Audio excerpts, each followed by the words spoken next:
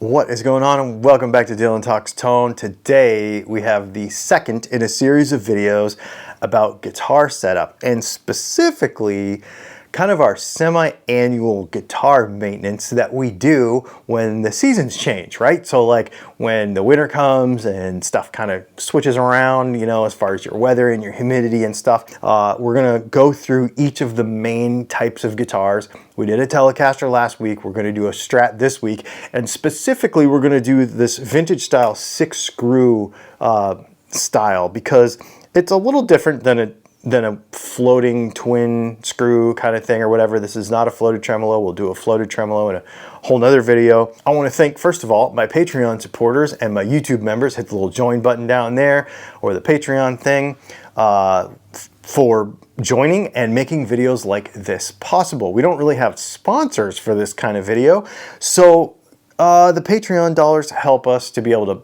buy the guitars and buy the tools and the stuff to make these types of videos. So thank you very much. We have a lot of cool stuff going over there, and there's going to be in the next few weeks more than normal crazy content because we have a lot of big changes coming at Dylan Talks Tone over the next few weeks, and I'm going to share a lot of that over on Patreon and for YouTube members. So just so you know, things are leveling up around here and you're going to see some things change. So first things first, this setup video is not about a brand new guitar, new build, new everything. This is about a guitar that you already own, you've been playing it for a while, and the season's changed and you need to make some adjustments possibly.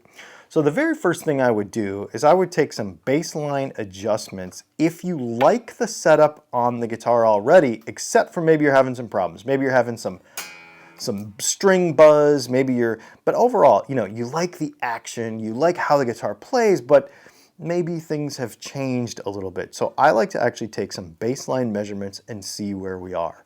The very first measurement I like to make is my neck relief.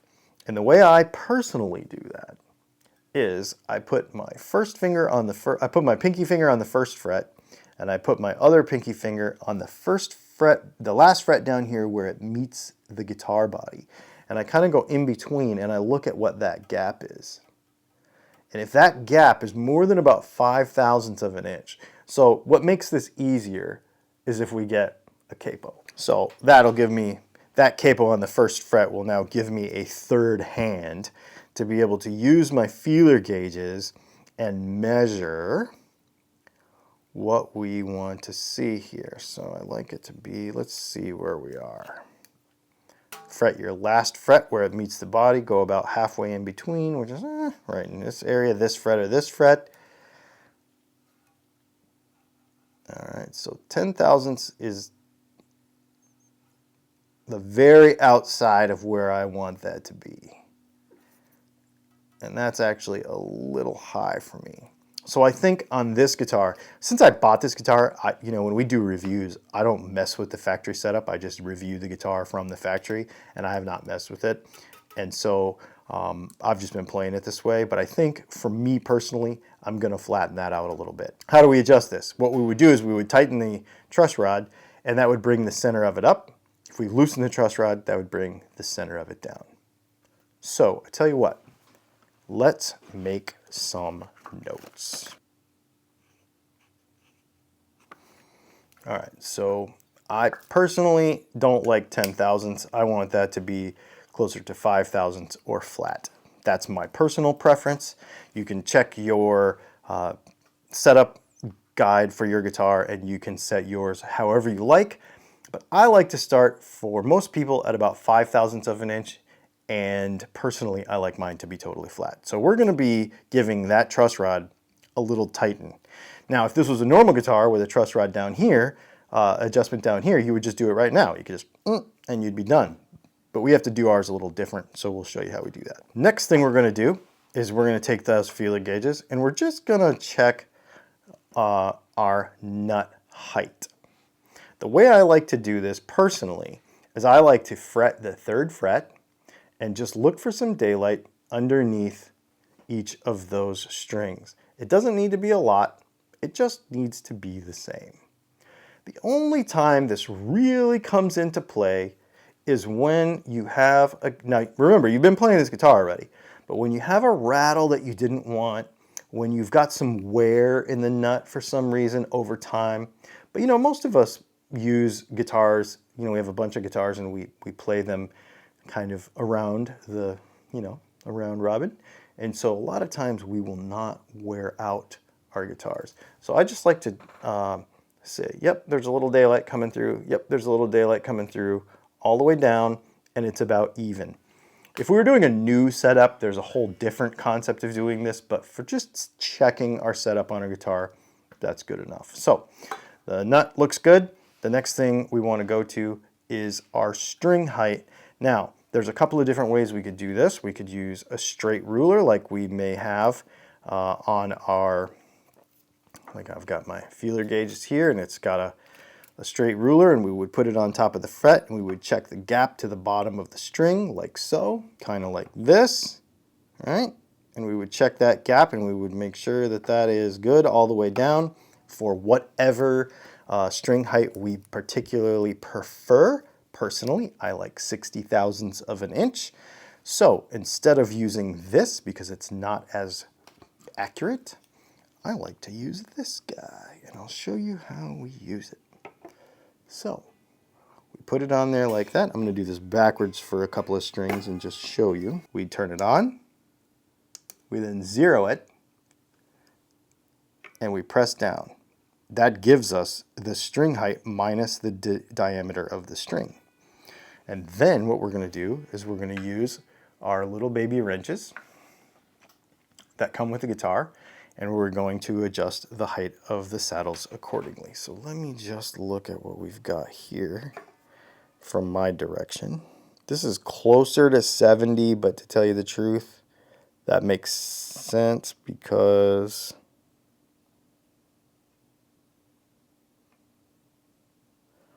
of the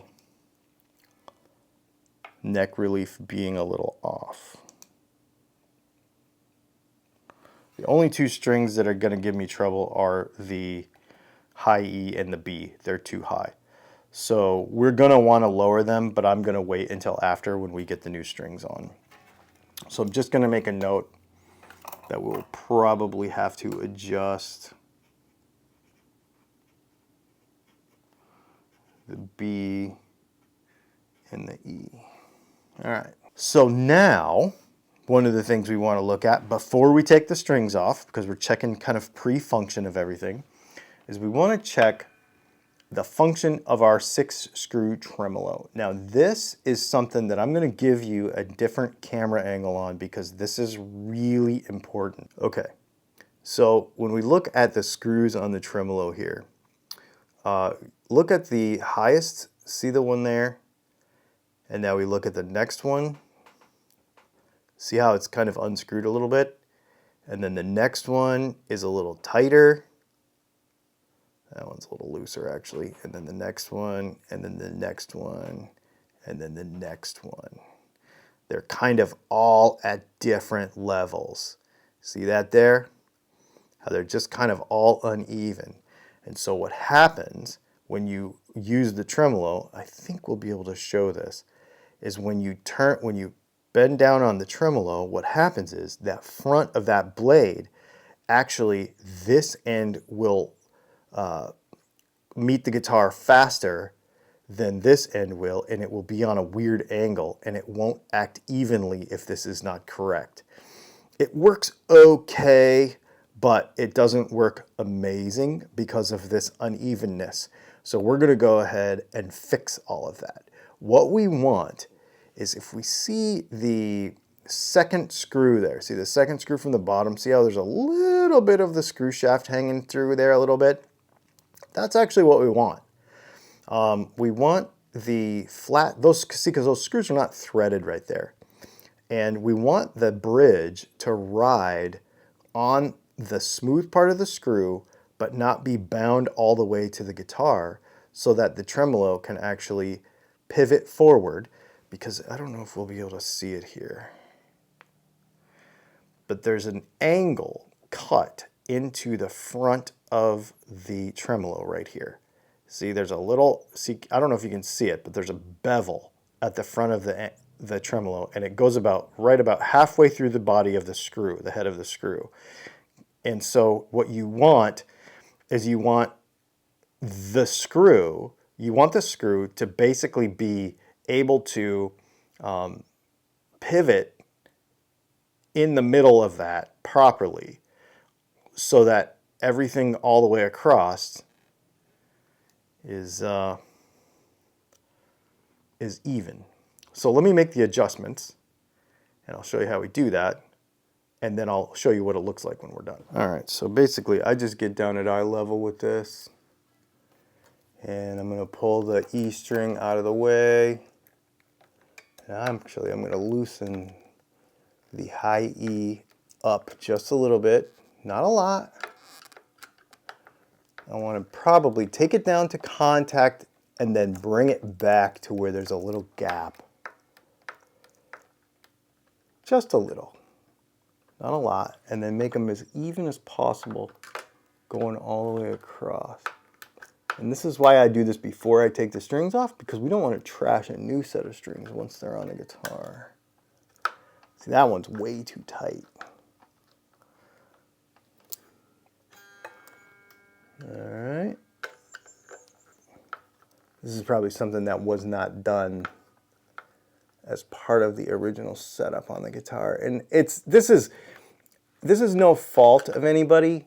This is next level setup stuff that is going to help your Strat work better.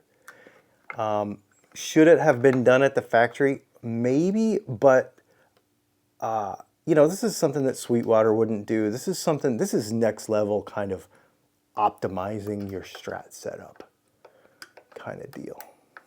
Okay. So now when we function that,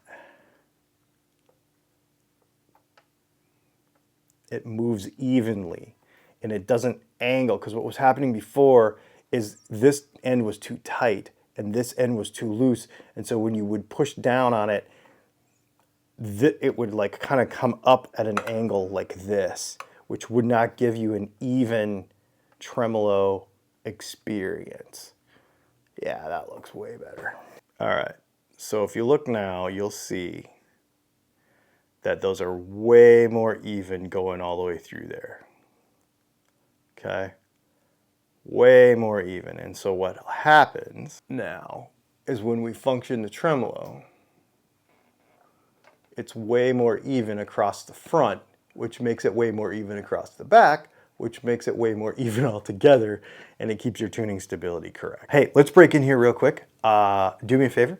If you want to join the Sustain Brothers Club, you are welcome to do so. All you have to do is go to Dylan Talks Tone and order one of these shirts, the Sustain Bros Club. You know, make every note last. That's what it's all about, right? Everything's about sustain. Anyway, these shirts are available at Dylan Talks Tone in the apparel section, as well as this new hat that just came out.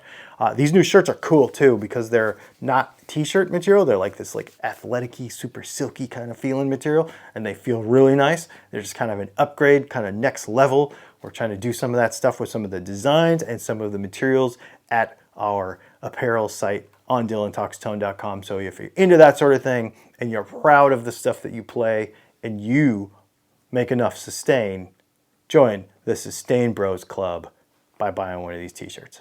Okay, back to the video.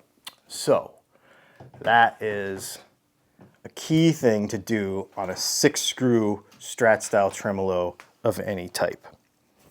Okay, let's get the strings off and we will fix the frets.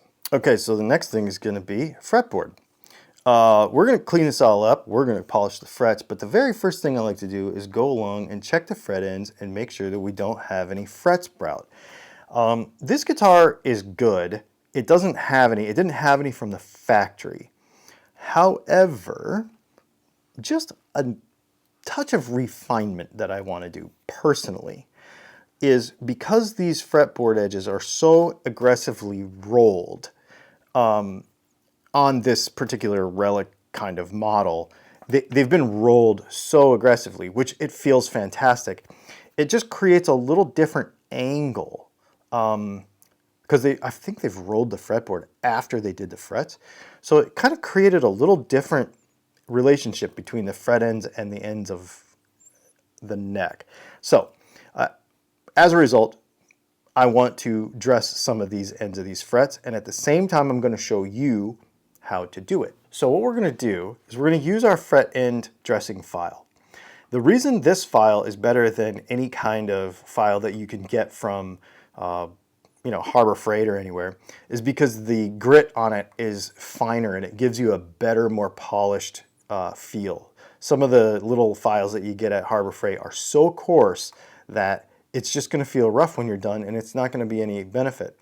The other thing is the edge that you use against the guitar is actually radiused, it's rounded, and it doesn't have any file material on it, so you won't scar up your fretboard as you do this. So here's what you're going to do. You're going to do whatever test you want to do. Just feel up and down the edge, or if you want to do the whole Phil McKnight, throw some nylons on your hands and do it that way, you could do that. But if you feel a rough edge, what you'll do is you'll come up here, and if it's a rough edge on the back of the, like right here on the edge of the fretboard, then what you'll do is you'll just very easily take your, and that's something I want to fix. So you'll take your file and you'll just go like this. Now you want to be careful to not run it into the finish, especially depending on the type of finish that you have on your guitar. You'll not want to do that. And then if you have any edges here or here, then what you'll do is you'll take that round side of the edge and I like to put my finger kind of underneath it to give it a little bit of a guide, sort of, kind of like this. And then what I'm going to do, I'm not going to have it on the fret yet, but what I'm going to do is I'm going to kind of go like this and roll over. And then I'm going to put it on the other side of the fret, and I'm going to go like this, and I'm going to roll over. Now we're not putting any pressure on the file, okay? We're just kind of using the weight of our hand, maybe, depending on how big your hands are, and we're going to just use the work of the file. This is not taking a lot of material off, or at least it should not be. So let's just do one. See that? All right, now we're going to go the other way.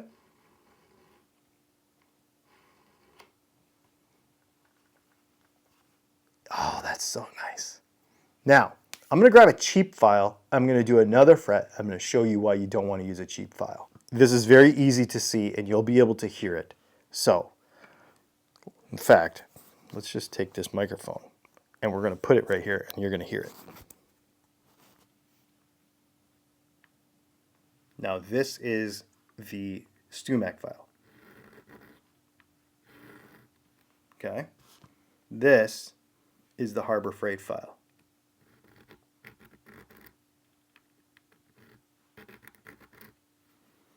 Hear all that chewing noise?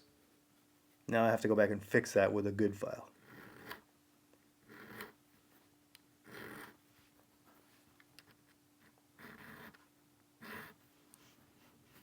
That is why you want to use a quality file. I know a lot of people want to cheap out and say it's just as good as and all that, but it's your guitar.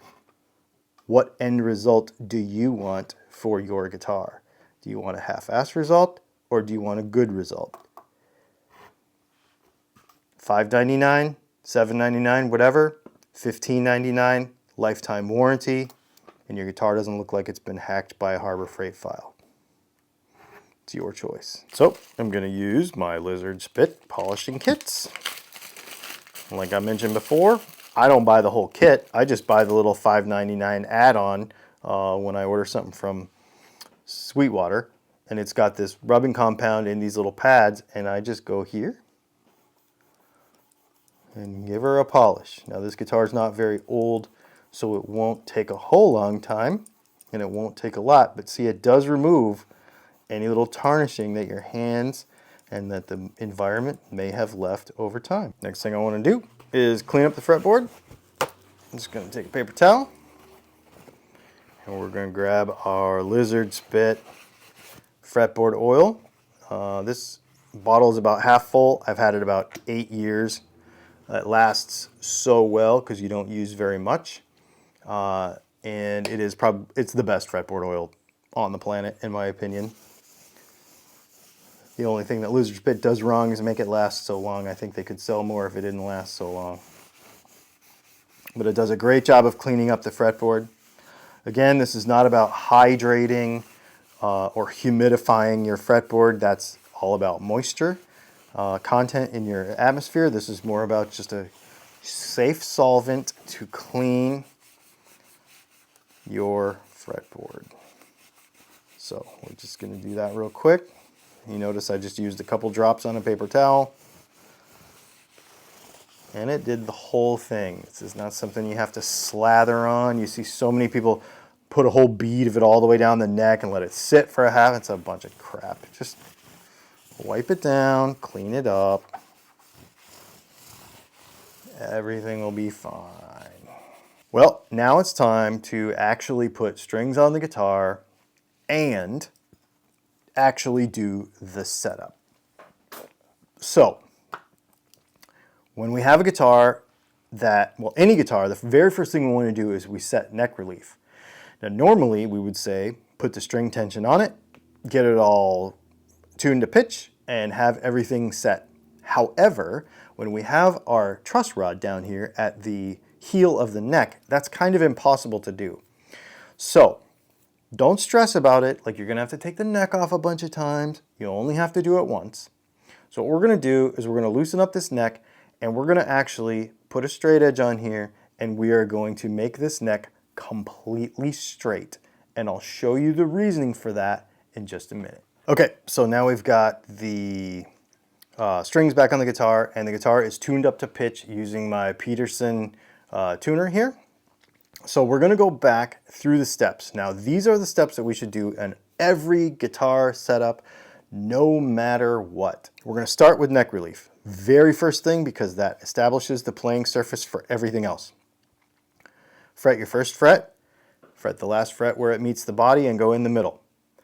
Now, I'm absolutely perfect. I have almost zero daylight, maybe just a little bit underneath there. That is exactly where I want it to be. That's perfect. That's exactly where I wanted it to be. Now, how did we get there? And why was this not super complicated with this truss rod adjustment being on this side of the guitar? Because the way this works is our strings are pulling this way, right? So what we're doing is we're actually pulling the guitar this way with string tension. So if we set the neck completely flat as possible with no string tension, and then we add 10s or 11s, anything heavier than 11s, you probably have to rethink this, but from 9s to 11s, you put the string tension back to a relatively basic and conventional tuning, and the tension itself will give you the neck relief that you need if you start out flat. So on these vintage style guitars like this, it's very, very easy. Just set the neck completely flat, then put the guitar back together. It will work. If you go with some crazy tuning, a lot of people will go half step down. That's probably fine with 10s. Half step down with 9s, you might get a little too flat. So you might have to do some compensation then. But take notes ahead of time, take notes afterwards. And once you understand what that is, it should be repeatable. This is something that should be repeatable. Once you take notes on this, you'll never have to take the neck off multiple times to set the guitar up. Only once. And so that's where we're at right now. Now I know if I set this flat and I put 10s on it, it's going to be exactly what I want. If it moves in the future, and here's the other thing. I've got just a couple thousandths of an inch here, which means in the fall or in the summer, when this changes a little bit, I've got a little wiggle room right here, and I won't have to do this again. So, super important to just set it flat and forget it. We already looked at our nut. We realized that our next thing would be check our nut height, but we know that our nut height is pretty good because we checked that ahead of time. The next thing that could have changed because of what we've done, is our string height at the 12th fret. So now, and I made some notes that there's a couple of strings there that we may have to adjust. So now I'm going to go and recheck it now that our nut height, or that our neck relief is in the right spot. So this is almost exactly what I like. Right at that 60 thousandths, or a little more on a Strat, except for the B and the E are too high. So let me grab my wrench and we're going to lower the B and the E. So now we've got our string height set how we want.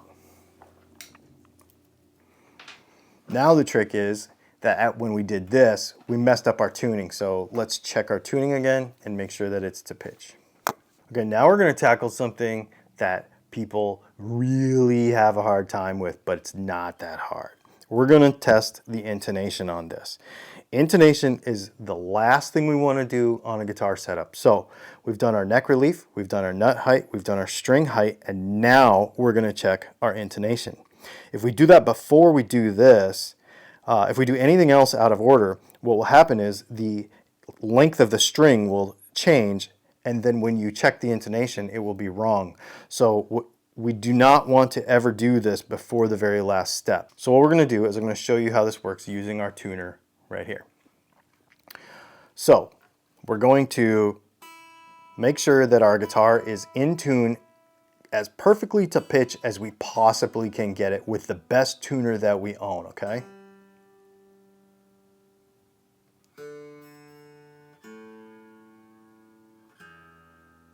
All right, that's pretty dang close. Now we're going to fret the 12th fret, and we're going to see which way the tuner moves. Now, this is the cool part. If you're right-handed and you realize that the tuner's moving this way, the needle's going that way, then that's the way the saddle needs to go. Super simple. If the tuner goes this way, then the saddle needs to go that way. So, real easy to remember. So let's do it again. Boy, that's almost perfect. Like, I'm gonna call that perfect. B string. Perfect. Now the G string is a little sharp, so I want to make sure. We always want to make sure that this is as close to possible as perfect.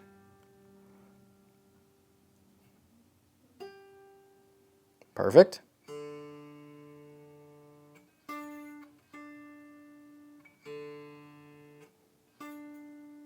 Perfect. Oh, that one's sliding flat. See how the tuner's moving that way? All right. So we want to go ahead and loosen the A string saddle screw, travel screw this way. And I like to give it kind of a push because sometimes the screw will come out and the saddle won't move forward. So just a little bit, but now we've changed the length, so we need to retune it. This is going to be flat. See?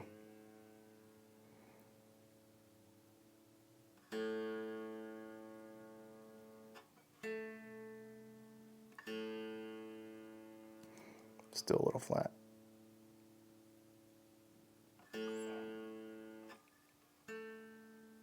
Now it's perfect. Well, I guess we lost a light. All right. Same thing. Tuner's moving that way on the lower E, so I want to move the saddle that way. So that would mean loosen just a little because we're not that far off. And I give it a little push a little bit just to make sure that the screw's not backing out.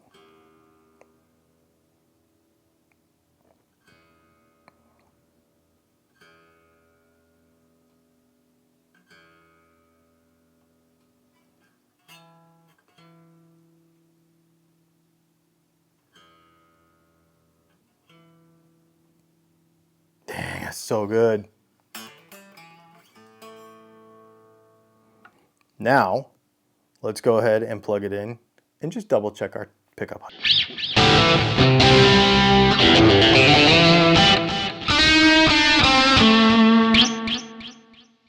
All right, so the setup is done. The guitar plays really, really well. The last thing we want to do is double check our pickup heights. I'm not going to change anything, honestly, because when this guitar came from the factory, I just really liked how it sounded and the balance between everything. Specifically this Mike McCready thing, because I really like the bridge pickup on this guitar. I'm not going to adjust anything. But I'm going to give you some suggestions because a lot of people wonder how to adjust a Strat pickup height after you do a setup on it. Or, you know, change pickups or anything like that. So what I typically do on a Strat is I start with a neck pickup, just like we did on the Tele last week, and I fret it all the way at the last fret, and I set the neck pickup height at about 150 thousandths, which is what, 3 millimeters, maybe? Something right in there, 3.5 millimeters. And that gives me a nice neck Strat sound.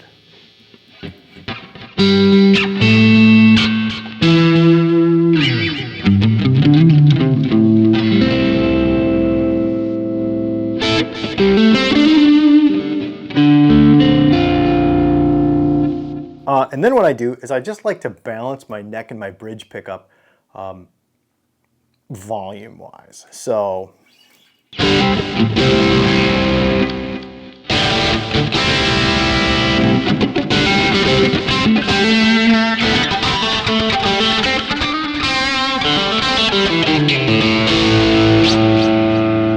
how do you handle the middle pickup? If you're one of those like super weirdos that really likes the sound of a neck or of a middle pickup on a Strat, spoiler alert, I actually kind of do.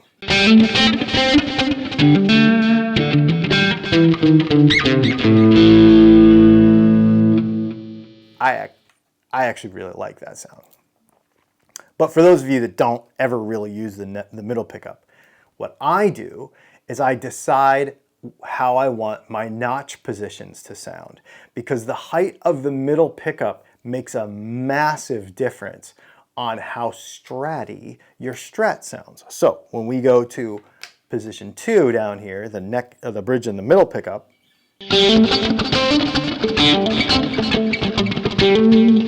that whole funky sound that people like to get, you can really adjust how funky or how tinny or how scoopy that is with the middle pickup. Personally, that's not my favorite sound. My favorite sound is position 4, which is the neck and the middle position, and I like this sound.